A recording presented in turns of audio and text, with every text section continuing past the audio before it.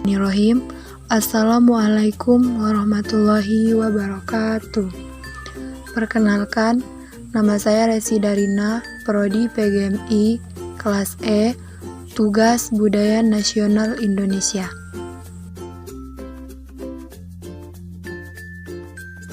Penetrasi kebudayaan.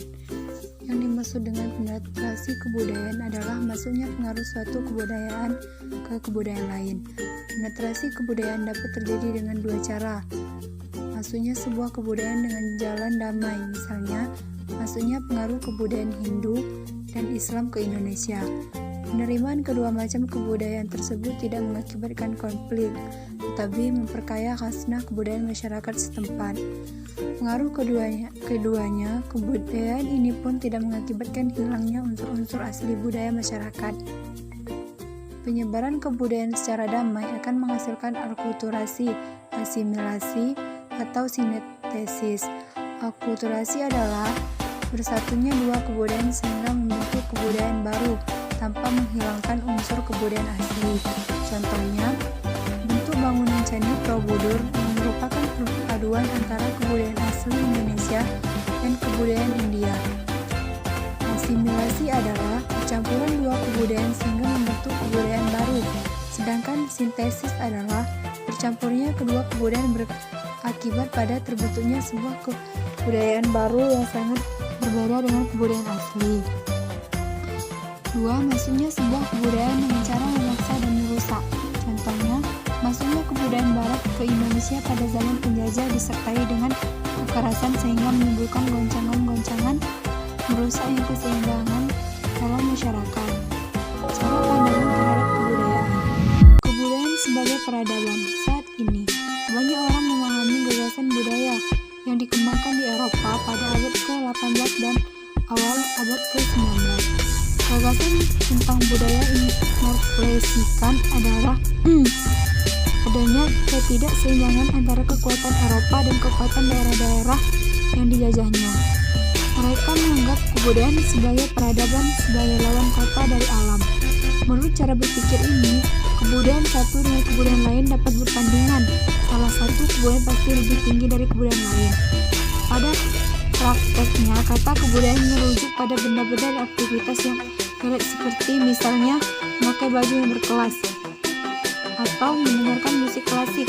Sementara kata kebudayaan digunakan untuk menggambarkan orang yang mengetahui dan mengambil bagian dari aktivitas di atas. Sebagai contoh, jika seseorang berpendapat bahwa musik klasik adalah musik yang berkelas, elit dan bercita rasa seni, sementara musik tradisional dianggap sebagai musik yang kampung dan ketinggalan zaman, maka timbul anggapan bahwa ia adalah orang yang sudah berkebudayaan. Orang yang menggunakan kata kebudayaan dengan cara ini tidak percaya ada kebudayaan lain yang eksis. Mereka percaya bahwa kebudayaan hanya ada satu dan menjadi tolak ukur norma dan nilai di seluruh dunia. Menurut cara pandangan ini, seorang yang memiliki kebiasaan berbeda dengan mereka yang berkebudayaan disebut sebagai orang yang tidak berkebudayaan, bukan sebagai orang kebudayaan yang lain. Orang yang tidak berkebudayaan dikatakan lebih alam, dan para pengamat seringkali mempertahankan elemen dari kebudayaan tingkat tinggi untuk menegakkan pemikiran manusia alami. Sejak abad ke-18, beberapa kritik sosial telah menerima adanya perbedaan antara berkebudayaan dan tidak berkebudayaan. Tetapi, perbandingan itu, kebudayaan tidak berkebudayaan dapat menegakkan representasi perbaikan dan investasi pengalaman sebagai perkembangan yang merusak dan tidak alami, yang mengaburkan dan menyebabkan sifat dasar manusia. Dalam hal ini, musik tradisional yang diciptakan oleh masyarakat kelas bekerja dianggap mengapresiasikan jalan hidup yang alami, dan musik klasik sebagai suatu kemunduran dan kemerosotan. Saat ini, kebanyakan ilmu sosial menolak untuk memperbandingkan antara kebudayaan dengan alam dan konsep monadik yang pernah berlaku. Mereka menganggap bahwa kebudayaan yang sebelumnya dianggap tidak elit dan kebudayaan elit adalah sama masing-masing masyarakat memiliki kebudayaan yang tidak dapat diperbandingkan. Pengamatan sosial membedakan beberapa kebudayaan sebagai kultur populer atau pop kultur, yang berarti barang atau aktivitas yang diproduksi dan dikonsumsi oleh banyak orang. Kebudayaan sebagai sudut pandangan umum selama era romantis. Para cendekiawan dan Jerman, khususnya mereka yang peduli terhadap gerakan nasionalisme seperti misalnya perjuangan nasionalis untuk menyatukan Jerman dan perjuangan nasionalis dari etnis minoritas melawan kekaisaran Austro-Hungaria, mengembangkan sebuah gagasan kebudayaan dalam sudut pandangan umum. Pemikiran ini menganggap suatu budaya dengan budaya lain memiliki perbedaan dan kekhasan masing-masing. Karenanya, budaya tidak dapat diperbandingkan. Meskipun begitu, gagasan ini masih mengakui adanya pemisahan antara berkebudayaan dengan tidak berkebudayaan atau kebudayaan primitif. Pada akhir abad ke-19, para ahli antropologi yang telah memakai kata kebudayaan dengan definisi yang lebih luas, bertolak dan teori evolusi mereka mengasumsi bahwa setiap manusia tumbuh dan berevolusi bersama, dan dari evolusi itulah tercipta kebudayaan. Pada tahun 50-an, kebudayaan kelompok dengan perilaku yang sedikit berbeda dari kebudayaan induknya mulai dijadikan subjek penelitian oleh para ahli sosiologi. Pada abad ini pula terjadi popularisasi ide kebudayaan perusahaan, perbedaan dan bakat dalam konteks pekerjaan, organisasi atau tempat bekerja. Kebudayaan sebagai mekanisme stabilisasi. Teori-teori yang saat ini menganggap bahwa suatu kebudayaan adalah sebuah produk dari stabilisasi yang melekat dalam tekanan evolusi menuju kebersamaan dan kesadaran bersama dalam suatu masyarakat, atau bisa disebut dengan tribalisme. Kebudayaan di antara masyarakat. Sebuah kebudayaan besar biasanya memiliki sub-kebudayaan atau bisa disebut subkultur, yaitu sebuah kebudayaan memiliki sedikit perbedaan dalam hal perilaku dan kepercayaan dari kebudayaan induknya. Munculnya subkultur disebabkan oleh beberapa hal, diantaranya karena perbedaan umur, ras, entitas, kelas, estetik, agama, pekerjaan, pandangan politik, dan gender. Ada beberapa cara yang dilakukan masyarakat ketika berhadapan dengan imigran dan kebudayaan yang berbeda dengan kebudayaan asli. Cara yang dipilih masyarakat tergantung pada seberapa besar perbedaan kebudayaan induk dengan kebudayaan minoritas, seberapa banyak imigran yang datang, watak dari penduduk asli, kearifan dan keintisipan, komunikasi antara budaya dan tipe pemerintah yang berkuasa.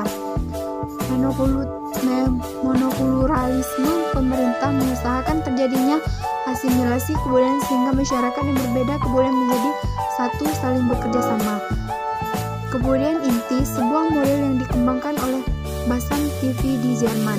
Dalam kelompok minoritas dapat menjaga dan mengembangkan kebudayaan sendiri tanpa bertentangan dengan kebudayaan induk yang ada. Masyarakat asli melting pot, kebudayaan imigran atau asing berbaur dan bergabung dengan kebudayaan asli tanpa campur tangan pemerintah. Sebuah kebijakan yang mengharuskan imigran dan kelompok minoritas untuk menjaga kebudayaan mereka masing-masing dan berinteraksi secara damai dan kebudayaan induk. Kebudayaan menurut wilayah. Kebudayaan menurut wilayah. Seiring dengan kemajuan teknologi dan informasi, hubungan dan saling keterkaitan kebudayaan-kebudayaan di dunia saat ini sangat tinggi. Selain kemajuan teknologi dan informasi, hal tersebut juga dipengaruhi oleh faktor ekonomi, migrasi, dan agama. Afrika. Beberapa kebudayaan di benua Afrika terbentuk melalui penjajahan Eropa, seperti kebudayaan sub-Sahara. Sementara itu, wilayah Afrika Utara lebih banyak terpengaruh oleh kebudayaan Arab dan Islam. Amerika. Kebudayaan di benua Amerika dipengaruhi oleh suku-suku asli benua Amerika. Orang-orang dari Afrika, terutama di Afrika Serikat, dan para imigran Eropa, terutama Spanyol, Inggris, Prancis, Portugis, Jerman, dan Belanda. Asia memiliki berbagai kebudayaan yang berbeda satu sama lain.